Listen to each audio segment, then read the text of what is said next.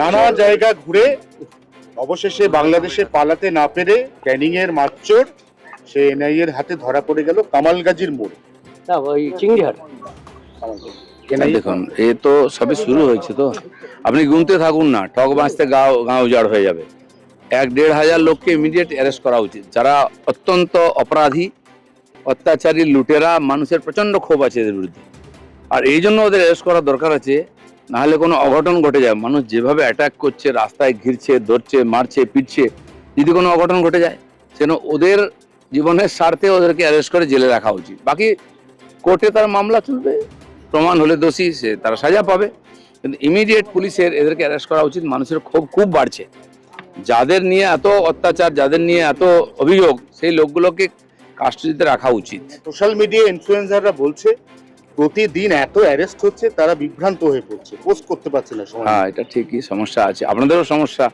কোথায় কোথায় খবর দেখাবেন? খবর টিভি খুললেই দেখি চোরদের মুখ দেখতে, আমি তো ভয় টিভি খুলি না। আপনারা এত সুন্দর নিউজ দেখাচ্ছেন, কিন্তু আমরা দেখতে চাইছি না বা পাচ্ছি না, কারণ এই ধরনের লোকেদের বিরুদ্ধে একদিন কমপ্লেন করে এসেছি। অভিষেক ব্যানার্জি ডানা ছাটা হলো। অভিষেক ব্যানার্জিকে সঙ্গে আগলে রাখতে গিয়ে মমতা বন্দ্যোপাধ্যায়ের দল উঠে যাব করছে। এই অবস্থায় দোলা সেন এবং তার সঙ্গে সায়নী ঘোষ, তাদেরকে সহকারীর দায়িত্ব দেওয়া হলো অভিষেকের সঙ্গে। দেখুন, যেটা সম্ভাবনা সবাই বলেছিলেন যে টিপু মানে অখিলেশ বাবু যেটা করেছিলেন সমাজবাদী পার্টি নিয়ে, বাপকেই সরিয়ে দিয়ে দখল করে নিলেন, সবাই ভেবেছিল পশ্চিমবাংলায় সেই ধরনের একটা সিন হবে, কিন্তু মহারাষ্ট্রের সিন দেখতে পেলাম, উত্তরপ্রদেশের সিন হলো না। যা দেখলাম ওদের পার্টিদের কথা শুনে মনে হচ্ছে যে ক্ষোভটা ছোটবাবুর উপরে বেশি। যাই হোক, সবাই এখন অস্তিত্বের সংকটে ভুগছেন, মাথায় ছাতা চাই, কারণ একদিন অনাথ হয়ে যারা রাজনীতি করেছেন, কোথাও কোথাও সকালবেলা প্রসাদ চড়াতে হয়, কাউকে ফুল চড়াতে হয়, কাকে চড়াবেন বুঝতে পারছেন না, খুবই সংকটের মধ্যে টিএমসির নেতারা। কিন্তু এটা জেনে রাখুন, মন্দিরই ভেঙে গেছে তো ভগবান কোথায় থাকবেন। ফিরহাদ হাকিম শেষবারের মতো পুরসভা থেকে বেরিয়ে গেলেন নিজের চেয়ারকে প্রণাম করে।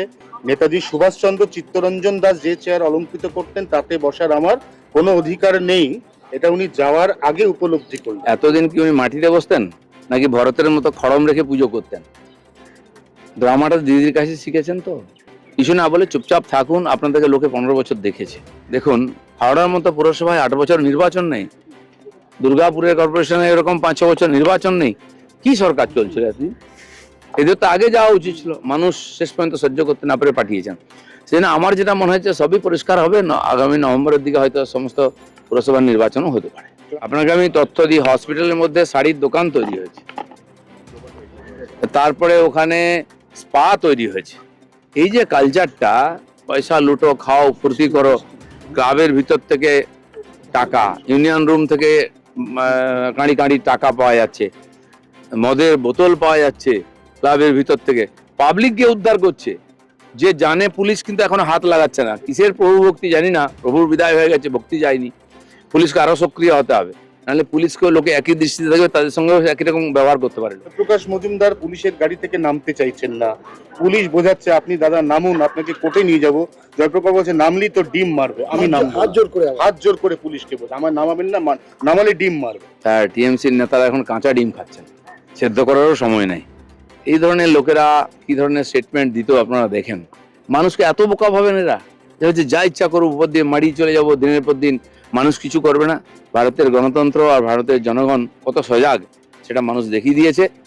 বাকি যাদের যেখানে যাওয়ার নিশ্চয়ই যাবে, সেটা আইন নিয়ে যাবে। জয়ের পরে বাংলাকে আপন করে নিয়েছেন নরেন্দ্র মোদী। তিনি যোগা দিবসে কলকাতায় আসছেন, তিনি দুর্গাপুজোয় 3 দিন কলকাতায় থাকবেন।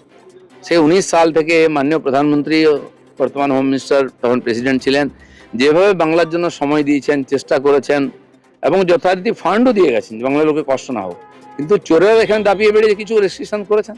সেজন্য এই বাংলা ভারতের সঙ্গে তাল মিলেও শুধু নয়, ভারতকে নেতৃত্ব দেবে সেরকম বাংলা তৈরি করতে চাই, আর মাননীয় মোদীজির নেতৃত্বেই হবে। সেজন্য বারবার উনি আসছেন, প্রতিনিয়ত চিফ মিনিস্টারকে ডেকে ওখানে বৈঠক হচ্ছে, নতুন নতুন সিদ্ধান্ত আমরা নিচ্ছি।